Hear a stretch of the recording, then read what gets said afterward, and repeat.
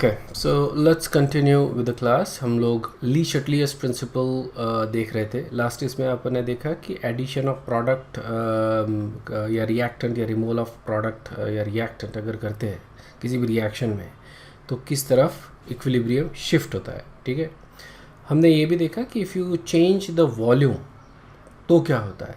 Okay, so if you change there are two conditions when you change the volume. एक तो you can change the volume when the delta ng is equal to 0. second था delta ng not equal to 0. okay, so essentially when you change the volume at when delta ng is not equal to 0, right, तभी you get some result basically, तभी तो equilibrium shift होता है। when delta ng is equal to 0 जो equilibrium है वो shift नहीं होता। okay, अब जो यहाँ पे देख रहे हैं अपन उसको टेम्परेचर का ही देखते हैं बेसिकली कि we can say what is the relationship between equilibrium constant and temperature. If you remember इसका इक्वेशन अपन ने देखा था, right, you should remember this equation ln K2/K1 is equal to delta H, okay, delta H by क्या था R, okay, 1/T1 minus 1/T2. As you remember this is basically a equation जहाँ पे there is a relationship between temperature and equilibrium constant, right? Now if you take an equilibrium if you take a reaction और उसका अगर temperature change करते हो तो उसका equilibrium constant ही change होता है। okay? इसको अपन ने equation के तौर पे देखा है basically, if you remember that, right? ये equation अपन ने delta G वाला जो equation equilibrium वाला जो equation था, delta G not equal to वाला, रिमेंबर दैट, उसी इक्वेशन से अपन ने ये इक्वेशन डिराइव किया था। ओके, नाउ थोड़ा सा इसको समझने की कोशिश करते हैं बेसिकली कि व्हाट इट एक्चुअली मीन्स कि जब when you change the temperature तो how can you apply Le Chatelier's principle to that particular concept. समझ में आया ना? We have seen the equation, we understand that when you change the temperature for a reaction तो उसका equilibrium constant change होता है। Okay, it can either increase और decrease, ये डिपेंड करता है द रिएक्शन इज एक्सोथर्मिक और एंडोथर्मिक। ठीक है ना? फॉर एक्सोथर्मिक रिएक्शन अगर मैं टेम्परेचर चेंज करता हूँ तो इक्विलिब्रियम क्या होगा, डिक्रीज होगा। फॉर एंडोथर्मिक रिएक्शन टेम्परेचर के साथ इक्विलिब्रियम कांस्टेंट इंक्रीज होगा। But how do you understand that? तो अपन इसके लिए ली शटलियस प्रिंसिपल यूज़ कर सकते हैं and we can understand that concept also using Lee Shutlius principle. ठीक है, so देखो, let's say कि this is the reaction और this is happening at some temperature T1, okay, lower temperature ऐसा समझ लो, and this is a endothermic reaction, okay, it's a endothermic reaction। तो अगर endothermic reaction है तो इसका मतलब क्या हुआ कि heat absorb हो रही है, isn't it? heat absorb हो रही है, heat evolve नहीं हो रही है, isn't it? तो इसको मैं इस तरह से लिख सकता हूँ कि क्योंकि हीट एब्जॉर्ब हो रही है, क्योंकि हीट एब्जॉर्ब हो रही है तो मैं हीट को रिएक्टेंट के साइड में लिख सकता हूँ। ठीक है ना? अगर एक्सोथर्मिक रिएक्शन होता तो क्या लिखता मैं? एक्सोथर्मिक में A gives you B plus heat, ऐसा लिखते ना अपन। एक्सोथर्मिक में हीट बाहर आ रही है, ठीक है। सो एंडोथर्मिक में हीट एब्जॉर्ब हो रही है, या essentially what we can say is that heat is one of the reactant। इस तरह से भी इसको मैं ट्रीट कर सकता हूँ। okay, we can treat it as a one of the reactant क्योंकि हीट ज़रूरी है for this reaction, ठीक है ना। और यहाँ पे heat is basically one of the product, okay, these are your product। so exothermic में heat is product and endothermic में heat is reactant, isn't it? तो इसको as a reactant करके अपन ट्रीट करते हैं। so इसमें we can apply Le Chatelier's principle. देखो किस तरह से अप्लाई करते हैं। सो लेट्स से कि we have this endothermic reaction और इसको मैं हीट करता हूँ। ओके, एंडोथर्मिक रिएक्शन है, उसको हीट कर रहा हूँ तो इसेंशियली मैं हीट बढ़ा रहा हूँ, इज़न्ट इट? हीट बढ़ा रहा हूँ। अब हीट अगर बढ़ा रहा हूँ तो रिएक्शन उधर जाएगी जिधर हीट कम हो रही है। हीट किधर कम हो रही है? हीट राइट हैंड साइड में कम हो रही है, इज़ इट? प्रोडक्ट के साइड में कम हो रही है, इज़ इट? एंडोथर्मिक रिएक्शन है, हीट सिस्टम में एब्जॉर्ब हो रही है। रिएक्शन कब जाएगी? रिएक्शन जब प्रोडक्ट के तरफ जाएगी तो रिएक्शन में हीट एब्जॉर्ब होगी, तो वो हीट जो है वो कम हो रही है when you go from left to right. For endothermic reaction the reaction will go in the forward direction when you heat it up. Okay, because this is one of the reactant. जैसे अपन कोई भी reactant add करते हैं, जैसे A for example is a reactant, जैसे A is one of the reactant, इसको अगर मैं ऐड करता हूँ रिएक्शन को, है ना, तो ये फॉरवर्ड डायरेक्शन में जाएगा. उसी तरह से अगर मैं हीट भी बढ़ाता हूँ तो वो भी फॉरवर्ड डायरेक्शन में जाएगा. Okay, similarly let's say there is a exothermic reaction. तो एक्सोथर्मिक रिएक्शन अपन ने इस तरह से लिखा था. अब this is a exothermic reaction और इसको अगर मैं हीट करता हूँ, ठीक है, एक्सोथर्मिक रिएक्शन को हीट करता हूँ, आई नो कि इक्विलिब्रियम कांस्टेंट क्या होता है इस केस में, डिक्रीज होता है. देखो किस तरह से डिक्रीज होता है. यहाँ पे अगर एक्सोथर्मिक रिएक्शन को मैं हीट कर रहा हूँ, मतलब हीट बढ़ा रहा हूँ.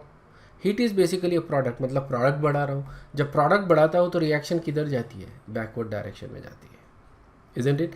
तो एक्सोथर्मिक रिएक्शन में मेरे को क्या करना पड़ेगा, एक्सोथर्मिक रिएक्शन में अगर हीट करता हूँ तो ये बाहर की तरफ जाएगा, मतलब रिवर्स डायरेक्शन में जाएगा. अब एक्सोथर्मिक रिएक्शन में अगर मेरे को रिएक्शन इस तरफ लाना है, प्रोडक्ट के साइड में लाना है, तो मेरे को क्या करना है. एक्सोथर्मिक रिएक्शन में अगर लेफ़्ट टू राइट मेरे को जाना है, what do I need to do, बताओ. बेसिकली अगर मेरे को रिएक्शन को राइट हैंड साइड में लेके जाने का है तो मेरे को क्या करना पड़ेगा, हीट को निकालना पड़ेगा. हीट को निकालना है मतलब क्या करना है, कूल करना है. ठीक है, तो ये रिएक्शन मेरे को आइस बाथ में करना पड़ेगा हीट डिसिपेट करने के लिए, हीट निकालने की. जितना ज़्यादा मैं सिस्टम से हीट निकालूंगा उतना ज़्यादा ये जो सिस्टम है वो फॉरवर्ड डायरेक्शन में जाएगा, इसका के बढ़ेगा. क्लियर है क्या, understood. Okay, so if it's endothermic reaction, heat it up, provide heat. If it's exothermic reaction, remove the heat. ठीक है. नेक्स्ट जो फैक्टर है ली शेडलेस प्रिंसिपल में वो है addition of inert gas to an equilibrium gaseous mixture. ठीक है, मतलब कि कोई रिएक्शन है, इक्विलिब्रियम पे है और उसमें कोई इनर्ट गैस जैसे हीलियम, नियॉन ऐड करता हूँ मैं, मान लो. ठीक है, कोई इनर्ट गैस अगर ऐड करता हूँ, नोबल गैस ऐड कर रहा हूँ, any inert gas, doesn't have to be just helium, neon. Okay, in some cases nitrogen actually can act as a inert gas also. ठीक है, तो इनर्ट गैस ऐड कर रहा हूँ मैं किसी रिएक्शन में, तो यहाँ पे भी दो कंडीशंस बनती है. When delta n g is equal to 0. Okay, there are no change in gaseous moles of reactant and product. ठीक है, और उस केस में अगर मैं इनर्ट गैस ऐड करता हूँ एट कांस्टेंट वॉल्यूम. ठीक है, सो इसेंशियली यहाँ पे 4 केसेस बनेंगे, 4 cases, right. When delta n g is equal to 0 at constant volume and at constant pressure, ये 2 हो गए. When delta n g not equal to 0 at constant volume and constant pressure. ठीक है, and आसान है याद रखना, कोई ज़्यादा ये नहीं है. ठीक है, सो पहला कंडीशन है अपना delta n g is equal to 0 and we are doing the reaction at constant volume, मतलब फिक्स कंटेनर है basically. What will happen if you add an inert gas. Okay, so there is a reaction, जैसे कोई reaction है A plus B, ये अपनी reaction है, and then imagine कि इसमें मैंने कोई इनर्ट गैस ऐड कर दिया है. ओके, जैसे कोई गैस ऐड कर दिया. Okay, this is basically an equilibrium reaction, equilibrium, and we have added some gas into it. Okay, say something like helium add कर दिया. So what is going to happen here. Okay, अगर inert gas add कर रहा हूँ तो यहाँ पे जो वॉल्यूम है available for the gaseous species, okay, जो रिएक्शन वाली जो स्पेसीज है उनका अवेलेबल वॉल्यूम कम हो जाएगा, इजंट इट, राइट. लेकिन हमने ऑलरेडी देखा कि when delta n is equal to 0 और जब वॉल्यूम कम होता है, रिडक्शन इन वॉल्यूम होता है, it does not actually affect the equilibrium at all, isn't it. क्योंकि किसी भी इसमें you know, if you set up the equation, right, let's say this is not actually right exactly, इसको थोड़ा सा correct कर देता हूँ. let's say we have C plus D. ठीक है, सारे gases है, this is also gas. alright, so there are basically 2 gas molecules on the left hand side, 2 gas molecules on right hand side. the concentration जो है सभी का equally change हो रहा है, isn't it. तो जो डिनोमिनेटर है वो कैंसिल हो जाएगा, एंड सो इक्विलिब्रियम जो है वो चेंज नहीं होगा. इस केस में अपने को Q is equal to K, और Q C is equal to K C या Q P is equal to K P, यही मिलेगा. There is not going to be change in equilibrium. Okay, so this is something that happens when there is no change in gas molecules and when you do it at constant volume. समझ में आया? Okay, gases moles change नहीं हो रहे, constant volume आ रहा है. In fact constant volume अगर है, okay, whether this is true और not, whether so constant volume में delta n is equal to 0 और delta n is not equal to 0, ये दोनों केसेस में, right, there is not going to be any change in equilibrium. समझ में आया क्या? There is not going to be any change in equilibrium. Okay, उसी तरह से when delta n is equal to 0, मतलब there is no change in gas moles, whether you use constant volume और constant pressure, दोनों cases में you gonna get same. Okay, equilibrium में कोई change नहीं आएगा. It is only when you use a situation like this when delta n is not equal to 0, alright, इसको combine करते हुए with constant pressure, यही कंडीशन में तुमको दिखेगा कि इक्विलिब्रियम चेंज होता है when you add an inert gas to the system.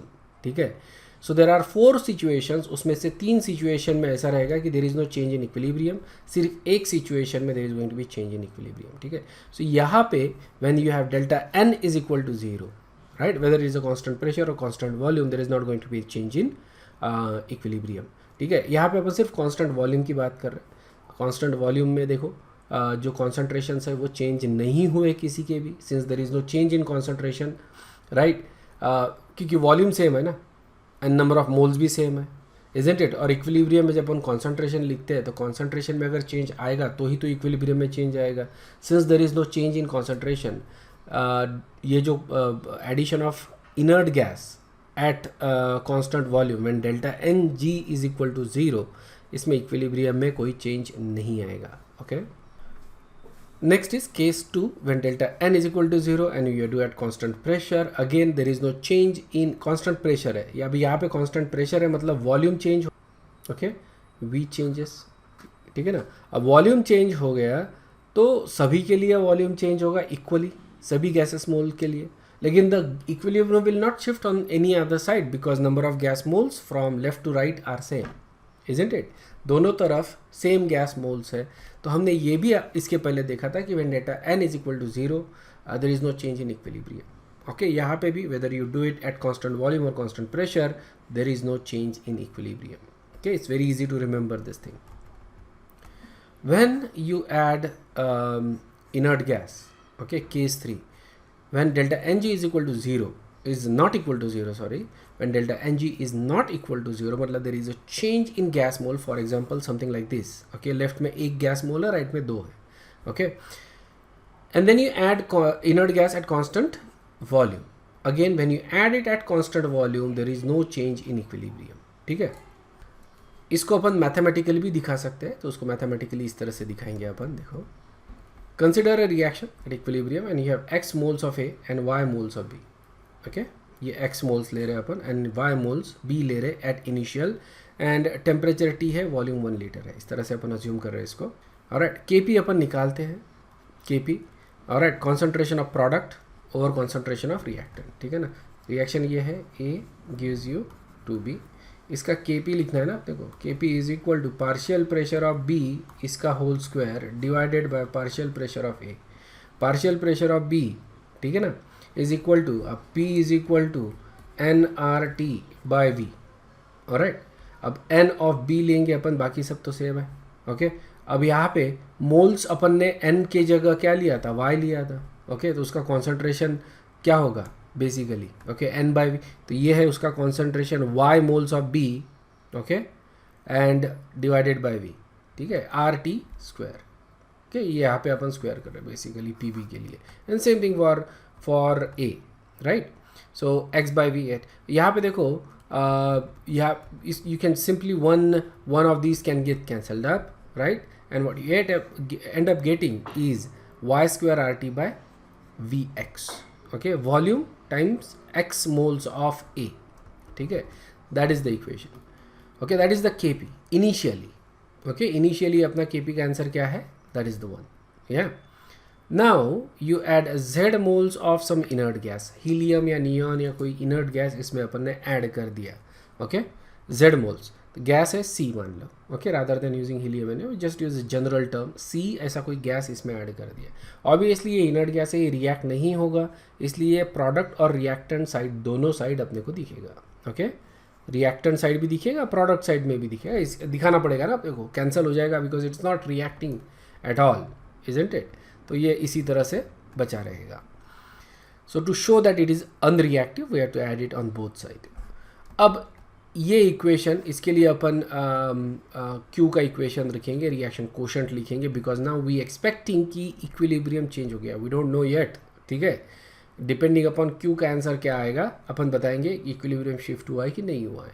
सो इसके लिए क्यू लिखते हैं अपन प्रोडक्ट का reaction concentration which is that for B and this for Z, okay, Z का कॉन्सेंट्रेशन हो गया, and this is for A and this is for Z again, समझ में आया ना, या this is B का concentration, this is Z का concentration, this is A का and this is Z का। obviously ये cancel हो जाएगा, okay, these terms are basically same, ये cancel हो गया और ये term बचा हुआ है which is basically the same thing, so अपना आंसर भी सेम रहेगा and that is equal to Kp, isn't it? So when you do it at constant volume, right, your Qp is basically equal to Kp, इसका मतलब equilibrium is still there, equilibrium disturb हुआ नहीं, there is no effect on equilibrium in this particular case. So when you add inert gas, okay, at constant volume, whether delta n is equal to 0 or delta n not equal to 0, दोनों cases में equilibrium change नहीं होगा, okay. Next is case 4, when delta n is not equal to 0 and you are adding inert gas at constant pressure. इस case में equilibrium change होता है, that is the only situation when the equilibrium actually changes, okay. So we have that reaction where delta n is not same, okay. और इसका मैं equilibrium equation लिखता हूँ जो अपन ने पहले इसके वाले स्क्रीन पे लिखा था, वही है basically, that is the same, right, we get K P का इक्वेशन। अब मैं इसमें z moles of inert gas C add करता हूँ, ठीक है, तो ये अपन ने C ऐड कर दिया है z मोल्स ऑफ, ओके। अब इसका इक्विलिब्रियम इक्वेशन लिखते हैं, इसका रिएक्शन कोशेंट लिखते हैं अभी अपन। सो QP जो है दैट इज़ अपना रिएक्शन कोशेंट और लिख दिया अपन ने, ठीक है ना, राइट। अपन ने अभी क्या किया था basically at constant pressure add किया है, इजंट इट, ठीक है। So we have added this at constant pressure. अगर प्रेशर कांस्टेंट रखना है तो V चेंजेस, इजंट इट। अब वॉल्यूम अगर चेंज हो रहा है तो ऐसा मान लो कि वॉल्यूम जो है वो डबल हो गया, ओके, ऐसा मान लो कि वॉल्यूम डबल हो गया। सो लेट्स से कि वॉल्यूम अपना डबल हो गया, हर केस में डबल हो जाएगा। Essentially instead of writing V in the earlier equation we are simply writing 2V, क्योंकि वॉल्यूम क्या हो गया, डबल हो गया कांस्टेंट प्रेशर रखने के लिए, alright.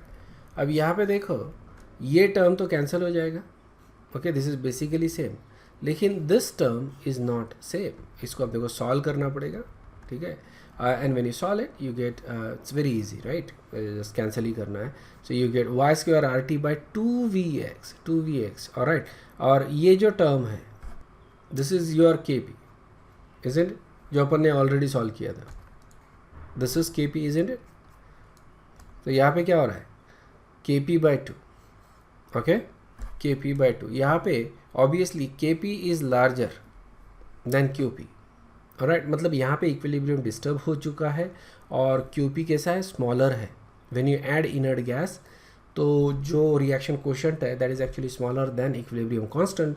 As a result of that the reaction will go towards more crowded side. We are not saying it is going to go towards left और राइट, ठीक है, it is going to go towards more crowded side. जिधर भी ज़्यादा gas moles बन रहे हैं ये रिएक्शन उस साइड में जाएगा। It can either go in the forward direction और it can go in the backward direction, जिधर भी है।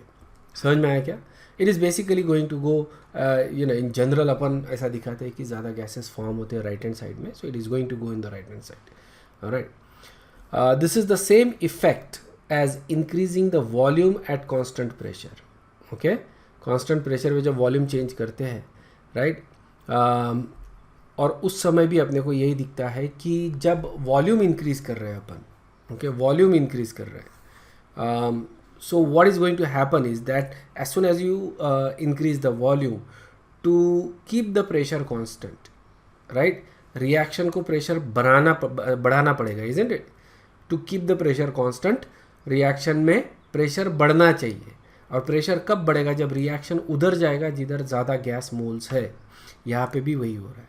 ओके, रिएक्शन उधर ज़्यादा जाएगा जिधर गैस मोल्स ज़्यादा है। ठीक है, अब ये पर्टिकुलर रिएक्शन में ओके अपन ने कौन सा रिएक्शन लिया था? A gives you 2B, isn't it? अब यहाँ पे राइट हैंड साइड में अपना ज़्यादा गैस मोल्स बन रहे, तो इस केस में रिएक्शन फॉरवर्ड डायरेक्शन में जाएगा। Whether you add the inert gas or you don't add the inert gas, when you change the volume, right, when you change the volume, उस समय the reaction will go towards more crowded side. Okay, so यहाँ पे क्या हो रहा है कि when you add a inert gas, okay, when you add a inert gas, because that is the principle we are discussing, at constant pressure, alright, जब वैसा करते हो तुम तो वॉल्यूम चेंज होता है, और वॉल्यूम चेंज होता है इसलिए रिएक्शन किधर जाएगा? जिधर प्रेशर बढ़ रहा है। क्लियर है क्या? These are the 4 points यहाँ पे we have at constant volume and constant pressure. Okay, delta n is equal to 0. Delta n जब 0 है, okay, there is no change in, so something like A plus B gives you C plus D. ठीक है, so moles जो है दोनों तरफ same हो रहे हैं, तो उस केस में there is no change whether you add inert gas at constant volume or at constant pressure. There is no change in equilibrium in either case. Alright, when delta n is equal to 0, जैसे मैंने starting में तुमको बताया था, okay, constant volume अगर है, ठीक है, यहाँ पे भी there is no change in equilibrium. When delta n is equal to 0 or delta n not equal to 0, when you add it at constant volume change है मतलब concentration change है, and as a result of that there is no change in equilibrium. Change कब आता है? Only one condition, when there is you are adding an inert gas at constant pressure when delta n is not equal to 0। उस case में तुम्हारा equilibrium change हो जाएगा। Okay, the last concept is basically adding a catalyst. This is literally the last concept for equilibrium, chemical equilibrium process. ठीक है, इसके बाद अपन आयनिक इक्विलिब्रियम देखेंगे। Before we do that we are gonna look at some numericals, एक tutorial का session लेंगे अपन। But essentially when you adding a catalyst तो उसका क्या इफेक्ट होता है? Well, when you add a catalyst there is no impact on the equilibrium of the reaction. इसका इक्विलिब्रियम अनअफेक्टेड होता है basically. Okay, so let's say how does the catalyst actually work. ये अपन काइनेटिक्स में detail में study करेंगे। ठीक है भाई, तुमको जनरल आइडिया दे देता हूँ। That's the progress and that's the energy in that direction. ठीक है, let's say we have a reaction that is exothermic, ऐसा समझ लेते हैं, and let's say we start with here that is our reactant, और इसको progress फॉलो करते हैं तो रिएक्शन में क्या होगा? एनर्जी इंक्रीज होगा। ये अपन ने SN1 SN2 में देखा है ऑलरेडी ग्राफ इस तरह के।